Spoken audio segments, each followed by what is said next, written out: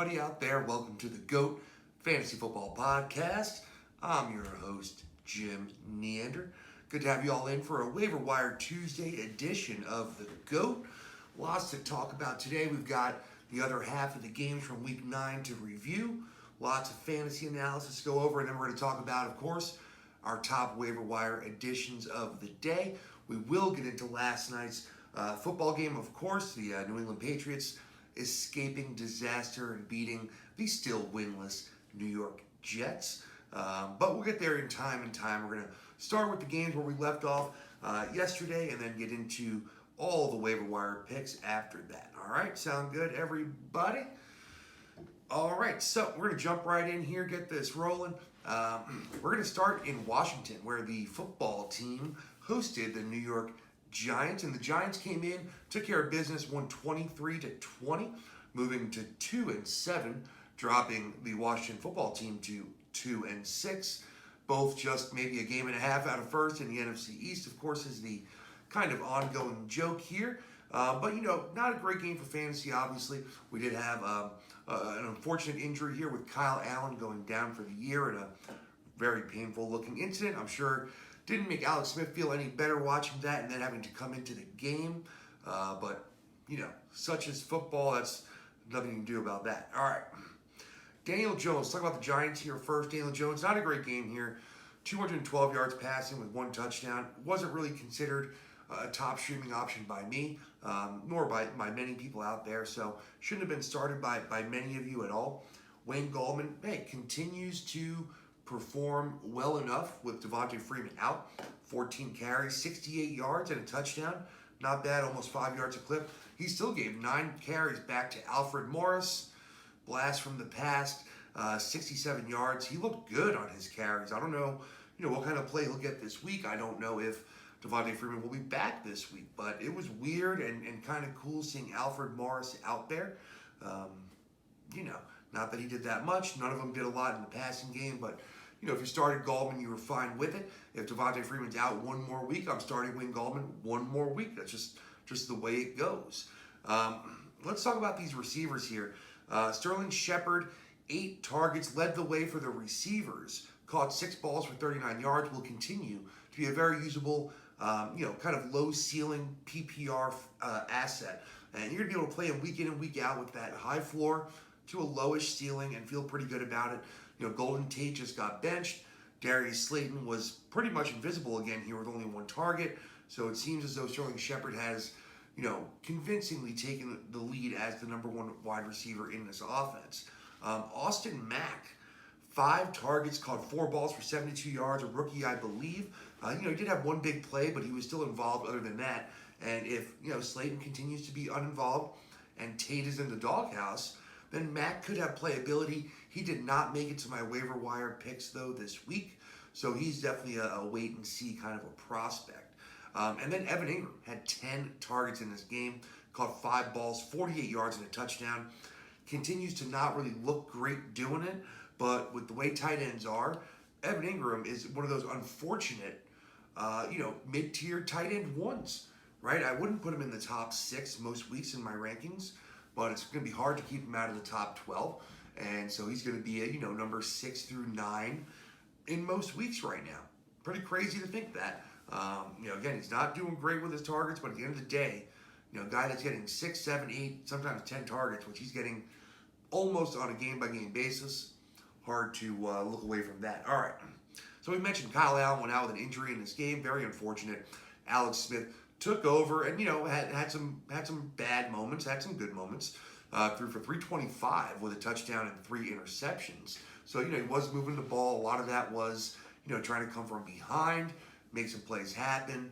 But either way, he was able to get the ball moving down the field when he needed to with a combination of J.D. McKissick and Terry McLaurin. A little bit of Cam Sims thrown in there. So let's talk about these running backs here. Very, very low volume game for Washington in their running game. Only ran the ball 9 times, 6 to Gibson, 3 to McKissick. Thankfully for Gibson owners, one of those rushes got into the end zone. So it made his game, at least viable, right? He had an okay game. He also caught all 3 of his targets for 35 yards. So he made the most out of his targets there. Those 6.5 points, the touchdown, The guy scored almost 15 PPR points. I'm not exactly sure where that netted him, as far as running backs on the week. Let's see if we can find him here. But either way, it was an okay game. And then J.D. McKissic, he did make the waiver wire show, and it's because of the receptions. Either way, Alex Smith targeted him 14 times, caught 9 balls for 65 yards. Obviously, that's an outlier. Not obviously, but that should be considered an outlier as far as targets. But thinking that he could easily be a 6 to 7 target a game kind of guy out of the backfield is by no means unreasonable. And if you're going to tell me he's having 6, 7 targets every game, he's probably going to catch 5 balls, got a chance to get in the end zone, he's playable as a flex, only in full PPR. But absolutely, he's playable. So let's see, where were the points? This is not PPR. This is NFL.com shittiness here. There's no passing work given here. Because these guys are all the way down here. They only have like 7 points. Where's McKissic? Yeah, 7 points. My ass. Guy was 18 points. So, all right, I'm on the wrong website here. But either way, McKissic looked pretty good. He's going to have the passing work. He's on the list here. Terry McLaurin continues to get it done. Matchup proof. 7 of 8 targets, 115 yards and a touchdown, including a really big play again. And he's just got the goods, man. Terry McLaurin is the real deal. Everybody who watches him knows that. Let's see what happens with Alex Smith now. He's on his 3rd quarterback of the year. And he's still going to be the number 1 there. And he's still going to be in your lineup every week. Okay. All right, let's go. Cam Sims, 4 targets, 3 catches, 110 yards. But still off the radar for now. Kind of an outlier, an anomaly of a game for him. And who else was maybe played? Logan Thomas might have been played. He was targeted 6 times again, but only caught 3 balls for 28 yards. Continues to be on the outside of that tight end 1 fringe, for recommendations. He does get some targets, but, he's just not, a playmaker for a tight end. He's out there and he's getting some targets, so he'll get you some points. But the ceiling is low with this one. That's for sure. All right, we're going to go here. Boom. And we'll go here. All right. The Jacksonville Jaguars. And Jake Luton in his first NFL start hosting the Houston Texans here. Houston came away with the win, 27-25. Were able to hold off the Jacksonville Jaguars. And listen, most of your players scored in this game. You're pretty happy with the overall fantasy outlook here. You played Deshaun Watson. You were happy. You got 281 and 2 through the air with another 50 yards on the ground. It's a nice game for Deshaun Watson. David Johnson, unfortunately, injured early in the game. Very early, had a great matchup. Couldn't do anything with it. Duke Johnson came in and in a very uninspiring effort, had 41 yards on 16 carries with a touchdown. Also caught all 4 of his targets for 32 yards. Now, of course, you'll hear about him later in our waiver wire portion. We don't know much. I didn't want to start the day off with injury updates because even at this point, it's very early Tuesday. It's just afternoon. And we don't really have any information on injury updates right now. So, we know McCaffrey's day-to-day, whatever that means. Other than that, we're still kind of in the dark everywhere. So, but we'll talk about Duke Johnson in just a little while. Let's go to the outside here. Brandon Cooks, the target leader, 9 targets, caught 3 balls for 83 yards and a very long touchdown. Hey, he got the job done. It wasn't a great day for his and Deshaun Watson's connection. Obviously, 3 catches on 9 targets, but end of the day for fantasy, you got what you needed. 17 points or so, you were happy. Will Fuller owners also got what they needed. Caught all 5 of his targets for 100 yards even and a touchdown. Continues to be a top option. Continues to be healthy, so he continues to be a top option. That's just end of story there. I've been saying it all year. We're saying it in preseason. Every week that he's healthy, he's going to be a good fantasy asset. So, Randall Cobb, kind of back down to earth here. Another one of those games. 3 of 3 for 21, so hopefully he didn't chase the points. I wasn't recommending playing Cobb. And then both tight ends were mildly involved. 3 and 4 targets for Fells and Akins respectively. 2 for 26 for Fells, 2 for 19 for Akins. I told you not to play either one of those guys. Hopefully you listened. On the Jacksonville side, now here, I missed a few things. I want to sort of say missed, but was playing it safe. I was very hesitant to play Jake Luton. And then, therefore, I was very hesitant to play any pass-catching options for the Jaguars, but that was a mistake. Luton went 304 with a touchdown and a pick, so he'll still be outside of any kind of streaming conversation until he does it for another week or two.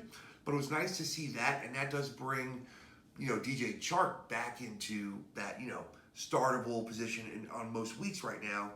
We got to see it more, but we saw it 1 week. Lots of targets, good connection. I'm willing to bank on that for my wide receiver 3, my wide receiver 4, or my flex in my lineup. If I'm gonna, expect DJ Chark to be a wide receiver 2 or a wide receiver 1, then I'm probably overestimating, what I've got there. All right, so Luton was good. James Robinson was very good again. 25 carries, 99 yards, and a touchdown. The big problem here is he had 2 targets, didn't catch either one, and then he had 4 targets for Chris Thompson, where he caught all of them for 35 yards. It wasn't like Thompson was like amazing, or that he has been amazing catching the ball. I think you become overly predictable when he's in the game, and it just doesn't make sense to me. It's not like Robinson hasn't shown that he can be a good to very good pass catching back. Not great. He doesn't look great, right? He's no Alvin Kamara, but he's better than they're giving him respect for. He's already an excellent fantasy running back, but he would be elite with 5 to 6 targets a game. Absolutely, he would jump up there because that's three receptions, 3 or 4 receptions for 20 to 40 yards. I mean, you're talking about five points a game, right? I mean, that's a lot of points in fantasy football every game. So, unfortunately, he's not getting them. DJ Chark, 12 targets, caught 7 balls, 146 yards and a touchdown. Yeah, he had a big play, but he's also involved outside of that. Great news for Chark owners. Again, he might be on waiver wires. He definitely should be on rosters. As far as his startability next week, we'll talk about it in the preview show coming up on Thursday. All right, Chris Conley, 8 targets, caught 7 balls for 52 yards. He's still on the outside of that streamer waiver wire conversation for the moment. We don't know if he'll continue to be involved or if it'll be Laviska Shenault as he gets healthier, or if Keelan Cole gets back involved. Neither one of them were involved today. Just want to bring up Tyler Eifert before I leave this game. He was targeted 5 times. He caught 4 balls for 48 yards. He was a good option this week. He was the tight end 1 for them. O'Shaughnessy only had 2 targets.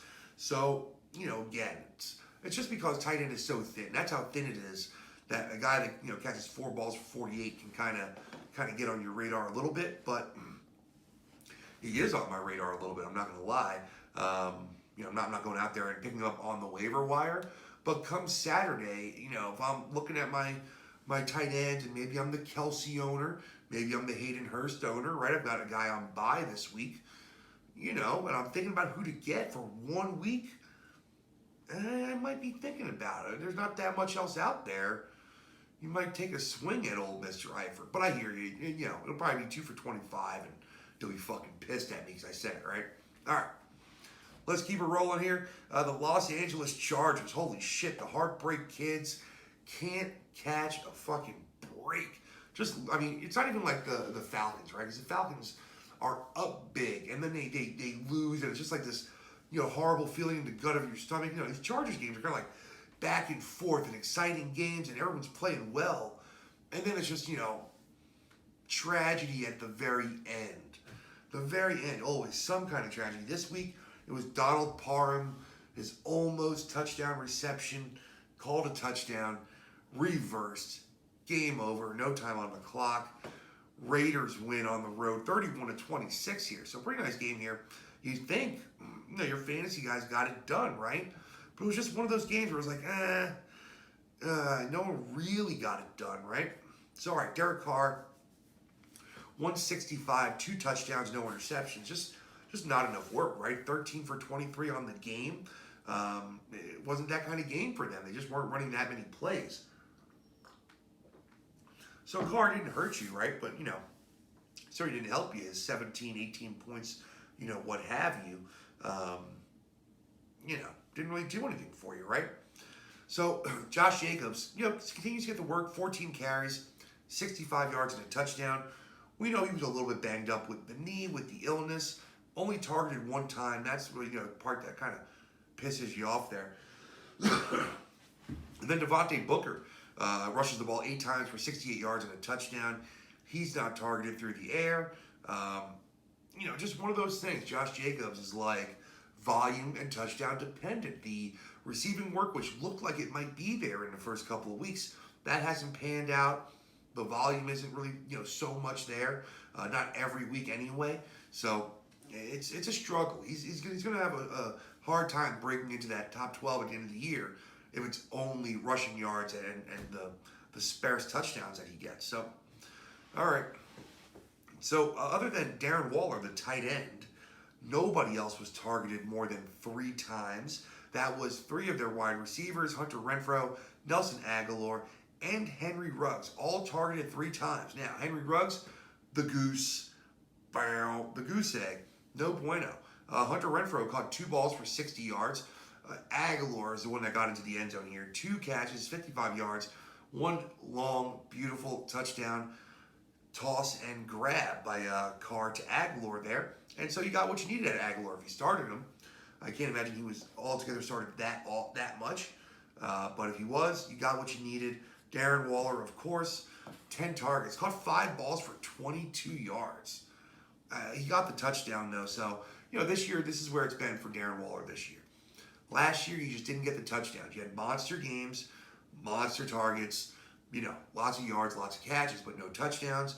Now you're getting the touchdown. So even in a game where it's not great, 22 yards, but you got the touchdown. So at least he's turning the corner there.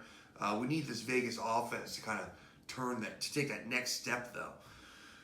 Well, who doesn't need to take the next step is Justin Herbert. I mean, I know they didn't win this game, but he almost had his 3rd touchdown. He went 326 with 2 touchdowns, no interceptions, another 24 yards rushing. And like I said, right there with that game-winning 3rd touchdown, he would have had a great week had that happened. But Justin Herbert continues to be a top fantasy option and looks like a franchise quarterback going forward.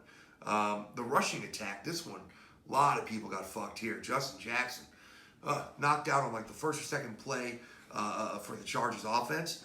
Came back in for a couple plays at some point in the game, maybe right after the 2nd half, right before the half. I don't know. Never touched the ball. Goosed everybody. Lots of people played Justin Jackson. And that one hurt. He looks like he's going to be fine for this week. They've already sent Kalen Ballage back down to the practice squad. So Ballage was 15 for 69 and a touchdown. Also caught 2 passes. But now he's on the practice squad. He still can come back from the practice squad. That's one of the different rules this year for the COVID season. But, if Justin Jackson is out, they might bring him back up. I'm not going to pick him up on waivers because I don't think he's going to be on the active roster this weekend. I do think it'll be Justin Jackson with probably Tremaine Pope and Josh Kelly as the number 3. So that's how I'm looking at it right now. Josh Kelly got some work, but he was bad kind of again. 9 carries for 28 yards. He did catch all 5 of his targets, but for 31 yards. And I think they just feel like he is, certainly behind everybody else on the depth chart at this point. I think whoever is active is ahead of Joshua Kelly. All right, outside here, Keenan Allen caught 9 balls, targeted 11 times, 103 yards and a touchdown. Justin Herbert taking over this offense was the best thing that could have happened to Keenan Allen. I mean, I was very, very worried about his prospects with Tyrod Taylor as the quarterback, and with Justin Herbert, all systems go. Mike Williams, involved again. He didn't do the disappearing act. 7 targets, caught 5 balls for 81 yards. That's perfectly fine for your Mike Williams expectations. If you played him, you should be happy. If you're not happy, you're fucking greedy. And then Hunter Henry, targeted 7 times. I know. It hasn't been that good, but 4 balls for 33 yards. And at this point, if you've been playing Hunter Henry, who are you going to pick up that's going to be better than him? Unless you get Austin Hooper because he was dropped, because of injuries. We'll talk about that later. If you can get Hooper, I would take him over Hunter Henry, but hard for me to imagine who else is just available out there that I would take over Hunter Henry. So you're kind of rolling with the punches at this point. 7 targets. You're just hoping that brighter days are ahead. All right, here, let's round the corner. 4 games left. Steelers and Cowboys, almost huge upset here. Cowboys in control most of the game. Allow the Steelers to come back and score, right at the last minute. Big Ben looked hurt, came back. I think he'll be fine. He's Big Ben. He'll take the week off, get a lot of work, a lot of massages.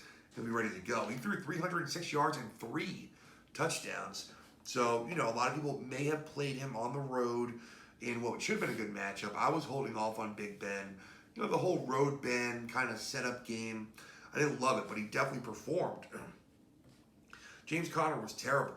9 carries only for 22 yards and caught 2 passes for negative 2 yards. So positive points, but not very many.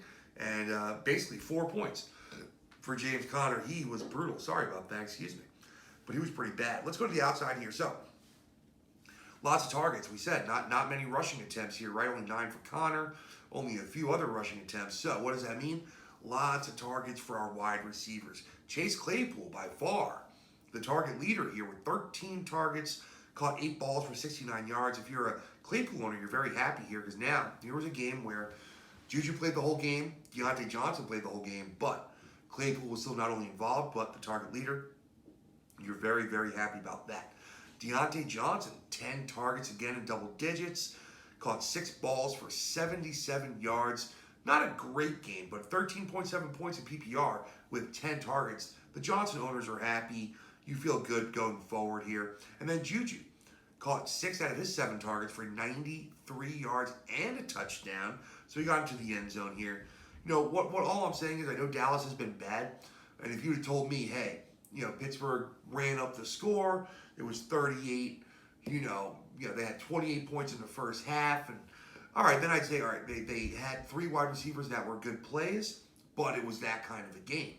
But no, it really wasn't. They weren't moving the ball up and down the field at will. They certainly weren't scoring at will, and all 3 of these guys were still more than fine for fantasy. So I think, you know, trying to be optimistic here, if I'm an owner of any of all 3 of these guys, which I am 2 out of the 3, I'm feeling pretty good about this outcome. And then Ebron, hey, not a great game for Eric Ebron, but end of the day, he was targeted 6 times, caught 3 for 22 and a touchdown. He was over 11 points in PPR. That can't put him, you know, that far off, quite honestly, for the leaders. And let's see here. I want to see now. Where were you? We're talking about Eric Ebron. No.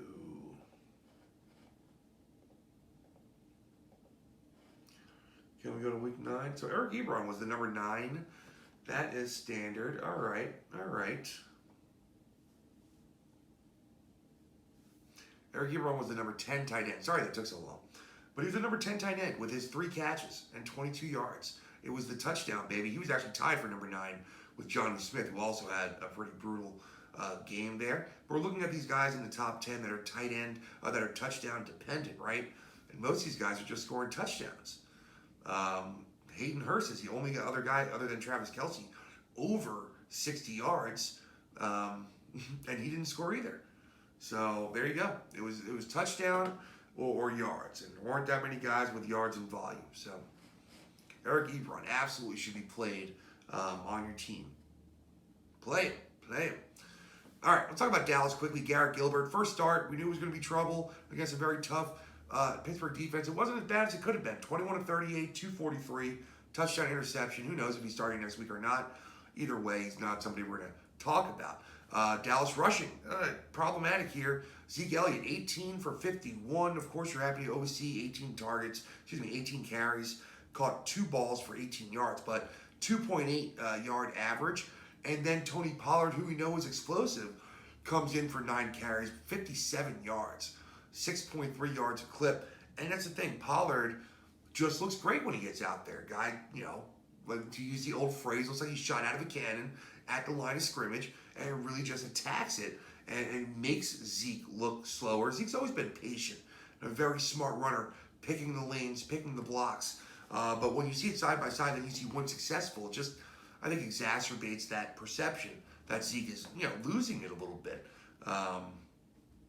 Either way, it's tough. Talk about these wide receivers here. Big, nice spread here for Gilbert. 7 targets each for CeeDee Lamb and Michael Gallup. 6 targets for Amari Cooper. And then 7 for Dalton Schultz on the outside here. So, you know, all 4 of the main weapons getting the targets and pretty balanced here. CeeDee Lamb had the best day out of everyone. 4 receptions, 71 yards and a touchdown. Cooper went 5 for 67. Gallup went 3 for 36. And then Dalton Schultz, hey, was targeted pretty heavily again. 7 targets, 4 for 48. He's streamable and playable, but obviously with just his offense not being good, you don't want to play him. He's just, you know, he's in that giant group of fucking tight ends that you don't want to play any of them. but you got to pick one of them to play. And so he's going to be, a possibility pretty much week in and week out here. All right. This was a fun game. The Miami Dolphins went to Arizona, took on the Arizona Cardinals, and won on the road, taking down Kyler Murray. Tua gets his first big win here. Kind of a first signature win. I know they won last week, but this was a good game for Tua, a good game for the Dolphins. Great game for some of the Cardinals as well. So Tua went for 248 and 2. Also ran for 35 yards. So a little bit of that baseline I was looking for. So you're happy with Tua. I'm not ready to stream him yet. I'm not ready to stash him yet on my team. But I'm paying attention now. At this point in the year, though, if you don't know you're playing a quarterback or you're just heavy streaming, it's hard for me to imagine he's going to get into your lineup here. But, we'll see. Running back, we knew was going to be a mess here. I thought it would be Patrick Laird. I guess it was Jordan Howard. For what it's worth, he carried the ball 10 times for 19 yards and a touchdown. Pretty much exactly what you might expect if he was going to be the starter. Patrick Laird only had 1 carry, and he had 1 target. So, wasn't involved. I don't know why he played. He's been decently effective at other times when he's had opportunities last year, but didn't happen. Then Salvin Ahmed ran the ball 7 times for 38 yards. So who knows what's going on with this backfield. We'll talk about it a little bit more in the waiver wire section, but we got to see what's going on with these injuries before we even look at Miami Dolphins running backs right now. All right, let's go to the outside here. Devontae Parker targeted 7 times. 6 grabs for 64 yards. Not bad, not good. You're fine with it. You're worried, though, if you're counting on Devontae Parker, which you shouldn't be. But, it's not looking great.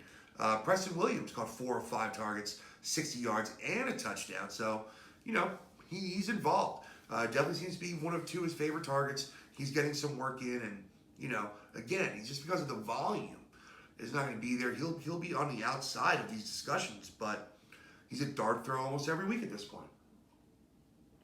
He might have got injured in this game, though, if I remember correctly. Was there a Preston Williams injury? Let's look into it real quick. Yeah. He's considered day-to-day with a foot injury. So he was on my waiver wire list anyway, but now he's a little further down not on my waiver wire list. And Mike Gesicki, caught 3 or 4 targets for 42 yards. At least you're seeing him get back involved a little bit. Hopefully you didn't play Gesicki in this one. But if you did, he didn't crush your hopes and dreams. He just didn't help you win. Who did help you win? Kyler fucking Murray. He went beast mode, 283 and 3 through the air, 106 and a touchdown on the ground. That's the way you do it. Number 1 fantasy quarterback on the week. He's almost like this year's Lamar Jackson. I mean, hasn't been quite as dominant to that extent, but he's winning you weeks and winning you games with some of these performances. That's what you're looking for. Chase Edmonds didn't have the kind of game we were thinking that he had the opportunity to have. Kenyon Drake is out. First was the bye week, and then now this was the first week where you had that smash opportunity. With a not great matchup but not terrible matchup. Didn't get it done. 25 carries, plenty of opportunities. 70 yards on the ground with a long of 6. A long of 6 on 25 targets, and then caught all 3 of his targets for 18 yards. At least he added a few points there. He got over the double-digit marker in PPR, but you were hoping for a game in the 20s here from Chase Edmonds, and who knows? Maybe it is. Maybe it's not Kenyon Drake. Who knows? I don't know. But either way, not good. Let's go to the outside here. Christian Kirk led the team in targets. 8 targets, caught 5 balls for 123 yards and a touchdown. He's been performing, man. He's not on the waiver list because he didn't meet the criteria. He was owned in over 50% of Yahoo leagues, but Christian Kirk is somebody that you are going to have trouble keeping out of your lineup going forward. Larry Fitz caught 4 or 5 targets for 54 yards, and then big disappointment, DeAndre Hopkins only targeted 3 times, caught them all for 30 yards, but 6 points out of D-Hop is not what you are looking for. Thankfully, you've had enough smash weeks where you can forgive the guy for having one bad week, right? You should be able to. I mean, you got to let it go sometimes. Everyone's going to have a bad week, and I think he's, been an over-deliverer for most of the year so far. So, you should feel very happy with Mr. Hopkins. All right, we got 2 games left. The 2 night games? All right. Oh, man. Well, this one's going to be pretty quick. Not too much to talk about with Tampa. The New Orleans Saints go into Tampa and absolutely shellac the Bucs. Drew Brees man, put a beating on Tom Brady. Everything. It was just a beating. The Buccaneers got an ass whooping. Who knows? The addition of AB, the hullabaloo, the circus. I don't know. You take a team that's playing great and just unnecessarily add something that you don't need. I mean, go out and spend money, on a piece that you could really use, right? Whatever it is, I don't care. Just grab an offensive line, grab a great offensive lineman. Who gives a shit? But I don't know. It wasn't wide receiver. Either way, it could be 1 week. New Orleans kind of has been playing them tough anyway, so maybe that's all it is. All right, Drew Brees, 222 yards, 4 touchdowns, no interceptions. Got pulled in the fourth quarter. It could have been a bigger game if you wanted it to be, but they took mercy. But great game for Drew Brees. Look, I'm sure he's glad to have Michael Thomas back. It looked like it. But he didn't have to do that much. It wasn't like he threw that many passes. Just very, very efficient and shredding that Tampa Bay Buccaneers secondary like lettuce. All right, let's talk about the rushing game here. All right, well, how are we going to break this down here? Latavius Murray had the most carries, 10 carries for 39 yards. He also was targeted twice, caught them both for 3 yards. So, barely playable. Got you 6 points, 7 points. If you played him, you weren't happy with that. Hopefully you didn't play him. Did not want you to play him. Alvin Kamara luckily got into the end zone here. 9 carries for 40 yards and a touchdown. Also caught 5 balls, but for 9 yards. So who knows how much of this is the Michael Thomas effect. It's not like Michael Thomas had some monster game. I just think they didn't need to go to Kamara that often. This game was out of hand. They were trying some different things. They hit a ton of different receivers in this game. 12 unique players caught a pass from Drew Brees in this game. So, that happens when you spread it around that much. Taysom Hill, listen, continues to be annoying as fuck, but actually looked really good.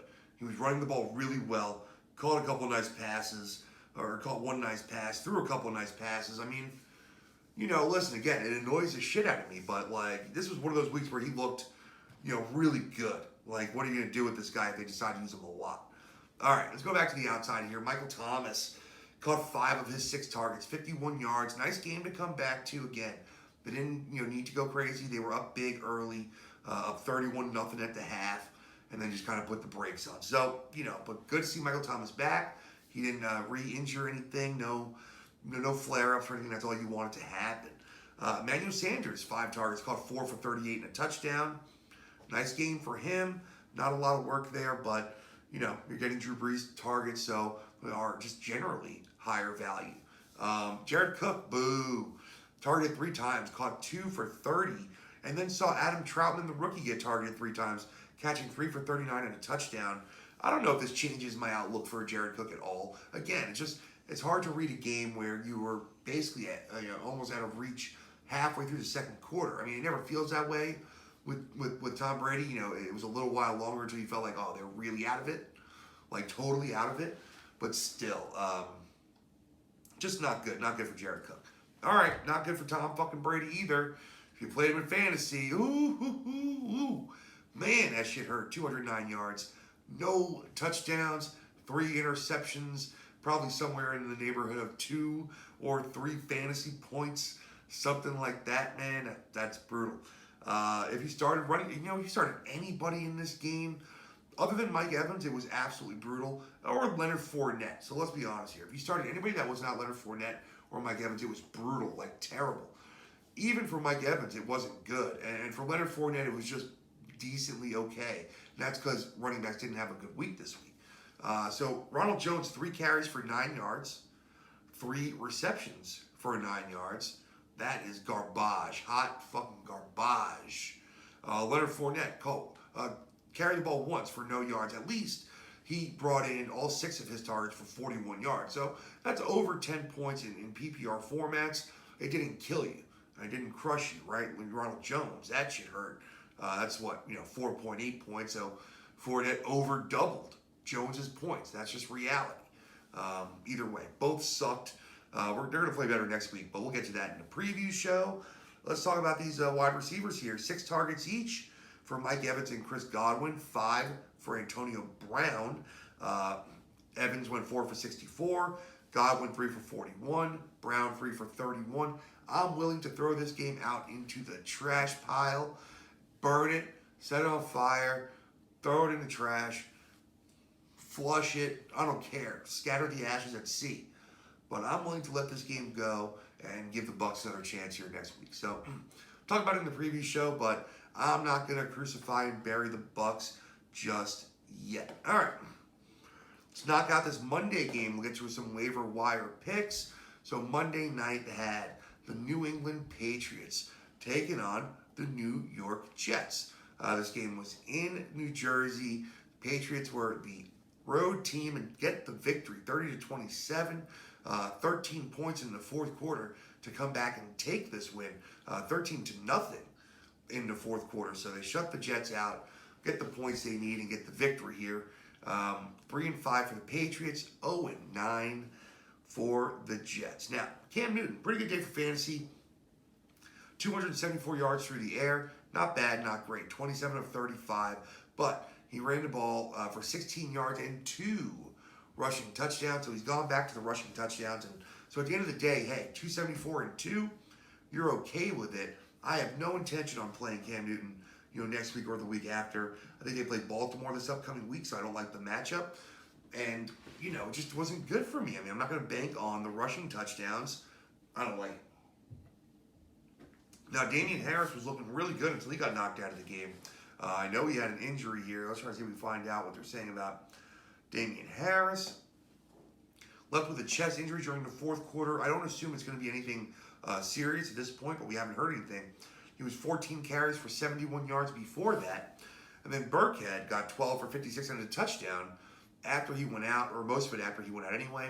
But you see that Damian Harris could have definitely had a 100-plus yard game with a touchdown had he not been knocked out. If he's totally healthy and back to practice on Thursday or Friday, Damian Harris is somebody I'm going to want to play next week. Even in a kind of tough matchup against Baltimore, just because you might be looking for a running back, and there's not many that are going to have 20 carries. If he's healthy, he'll probably run the ball 20 times in that game. So, not involved in the passing game, and I know that hurts, but yeah. All right, Jacoby Myers, 14 freaking targets, caught 12 passes for 169 yards. First monster game for Jacoby Myers. He's been playing well of late, but first monster game. Now, he is on the waiver wire list, but not near the top, and here's why. One, this is a good matchup, right? I mean, the Jets, well, they're not the worst defense. They're the fucking Jets, right? So, you spam a guy with 14 targets. You're playing the Jets. That's fine. And then N'Keal Harry should absolutely be back this week, with Julian Edelman probably back the week after that, probably. But even with just N'Keal Harry coming back, I think that cuts into Jacoby Myers' work a little bit, make the matchups a little bit harder, and I'm not willing to trust Myers just yet. Absolutely should be, rostered, though, and stashed on your bench, I do believe. So, got to talk about anybody else? No, I mean, James White caught 4 passes for 24 yards. It's just, the work's there, but it's not the Tom Brady targets. Just don't have that same value. It's just the truth. Joe Flacco, holy shit. So he made me eat my words on a number of these players. I thought this was going to be, 148 yards passing with 1 touchdown and 2 picks. Nah, 262, 3 touchdowns, 1 interception for Flacco. Nice game in substituting for Sam Darnold, and almost got them that first win. Was right there on the cusp. Just couldn't get there. But nice game for Joe Flacco. He probably won't be in there next week. I think they're on a bye this week, so I'm sure that Darnold will be back at the week after that. This is the shit that pisses me off. Frank Gore, 12 carries, 46 yards. LaMichael Pirine, 6 for 19. I understand that Gore was the better average, but twice as many opportunities. It only takes 1 good rush to completely clear that out. And you got to get young guys some play. I don't know, man. We know Gase loves Gore. We know there's history. We know all that shit, but gotta play some of your young guys here, man. Gotta do it. All right. On the outside, Brashad Perryman. I was not willing to play him in this game. I mean, really, he's been missing time. He's been questionable. Flacco starting. New England defense. Just none of it made me want to play him. Guy catches 5 balls for 101 yards and 2 fucking touchdowns. I mean, pretty ridiculous here. What do we got? Let's see here. Where was he on the week? He's got to be one of the top guys, right? Yeah, the number six wide receiver on the week, Rashad Perryman. Good for you, buddy. Jamison Crowder was quiet, caught both his targets for 26, but got into the end zone. If you sneakily played Jamison Crowder, that touchdown saved your ass. And then Denzel Mims continues to look good in the first half and disappear in the second half. Targeted 8 times, caught 4 balls for 62 yards. He's not on the radar. I just like saying his name because I do think he's really good. And another one of the young guys I want to see them playing more. You know what you got in Crowder. You know, I understand you want to play Perryman and you paid a decent amount for him, but man, I don't know. I don't know about all that. I think Denzel Mims has got to become a little bit more involved in your offense. All right, that's the last game for our review. So, what do we got left? We got the waiver wires left. We're already over 40 minutes, so we're going to bang this out pretty quick here. But we're going to talk about, a few people that did not make the waiver wire list, and then some that are near the back end, and then the top 5, all right? So, some guys I'm hearing about that I didn't put on my waiver wire list, right? One is Kalen Ballage. If you didn't hear, he's back on the practice squad. While they can bring him back up, I think Justin Jackson is going to be healthy, and I don't think that Ballage is going to be active this weekend. If after waiver wires run, they say Jackson's out, yeah, I would go out there and grab Ballage. And then both Miami Dolphins running backs, Matt Breida, DeAndre Washington, I don't want any part of it right now. They still have, Patrick Laird, somewhat healthy, Jordan Howard, this, Ahmed guy, Salvo Ahmed. So I don't know, even if these guys are healthy, who it's going to be.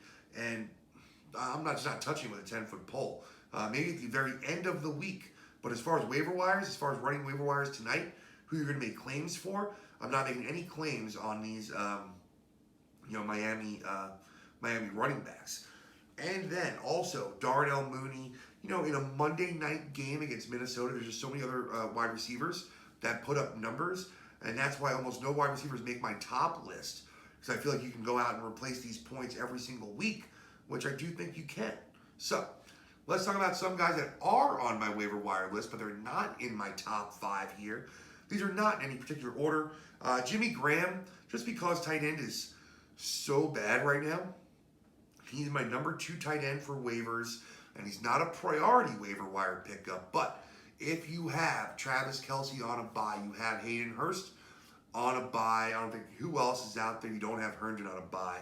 Trying to remember the 4th team that's not playing this week, but you could play Jimmy Graham. He would be in my top 2 guys to grab off the waiver wire that are under 50% owned that I would play this week. Then, let's talk about some wide receivers here. Jacoby Myers, I just talked about him. I don't love the matchup against Baltimore. I don't love that N'Keal Harry's coming back. But it's hard to, deny the rapport with him and Cam Newton. And he still might be targeted to a decent extent this week, 7 or 8 targets. And if he catches 5 or 6 balls, then he could be a wide receiver 3 or a flex. And that's how I'm viewing him this week. So I'm willing to pick him up if that's the expectation. But he is not my top wide receiver. Another receiver above him is Tim Patrick. Looked pretty good coming back from injury with the hamstring. Played all game long. I know that Jared Jeudy was very heavily involved, and so was the other rookie, KJ Hamler. But we saw how much they want to throw the ball. Drew Lock loves throwing the ball downfield. I think he leads the league in air yards per target. And so because of that, I'm just starting to love some of his wide receiver options. Albert O, the rookie tight end, unfortunately, is going to be out for the year. He tore his ACL, and I think I could open up just a little bit more work on the inside here. You have Jeudy catching more of the outside targets now. So I love Jerry Jeudy. He's just, he's not available anymore. So I still think I like Tim Patrick as a flex / wide receiver 3. Let's talk about one running back who I like for a pickup, but not necessarily, a priority, and that's Jordan Wilkins. A lot of people picked him up last week. He did out carry Jonathan Taylor, although Taylor got the touchdown. Taylor fumbled the ball and then went out of the game. Tough matchup against the Ravens last week. This time they're playing at Tennessee on Thursday on a short week. So that's part of the reason why I'm not overly in love with Jordan Wilkins this week. I don't love the matchup. I don't love the short week. And still, Jonathan Taylor, it's a lot of draft capital to just give up, right? Jordan Wilkins, you know what you have. But Jonathan Taylor, you paid a second-round pick for. And it's going to be hard to give up on that. All right. Top 5 waiver wire priorities for this week.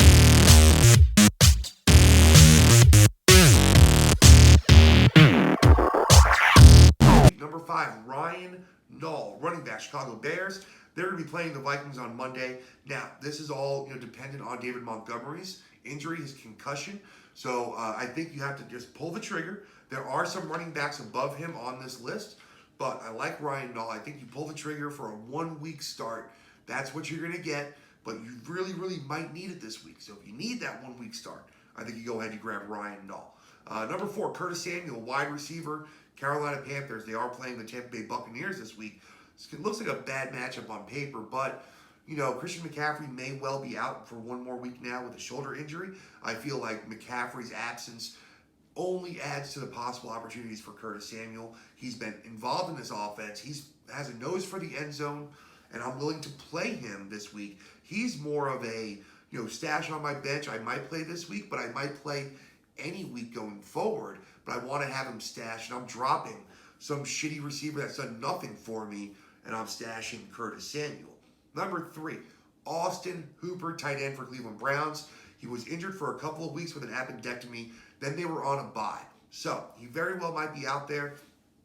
Tight ends are brutal right now. There's only like 3 guys that you can play every week and feel like, I'm going to get, a tight end 1 performance out of these guys. Not even a top end tight end 1, but a tight end 1 at all. Austin Hooper is the only tight end I saw that was under 50% owned that very well might be started every single week from here on out. Cleveland's offense is looking better. They're getting Nick Chubb back. Opens up some play action. Just opens up the offense a little bit more. OBJ is gone. It opens up more targets. I like Austin Hooper going forward. Number 2, J.D. McKissick, Washington football team at the Detroit Lions. Hey, I'm a Gibson truther, but at the end of the day, you're seeing all the third down work go to J.D. McKissick. Alex Smith spammed the shit out of him with targets this last week, and even if you told me J.D. McKissick gets 5 carries and 10 targets every game, I'm going to play him. Obviously I'm not saying you can guarantee that, but I'm saying I'm playing him if you told me that. And this is in full PPR only, so in standard he's pretty worthless. Half PPR he's got value. Full PPR is by far where his biggest boost is. But you really want to play him in full PPR at Detroit this week. Even though the game script shouldn't be very bad, I think he'll get a lot of third down work. Numero 1, the Duke Johnson, Houston Texans running back at the Cleveland Browns. This one is also dependent on David Johnson. I feel like David Johnson more than likely will not play this weekend and will not be rushed out of the concussion protocol. And if he's not, there's really nobody else there.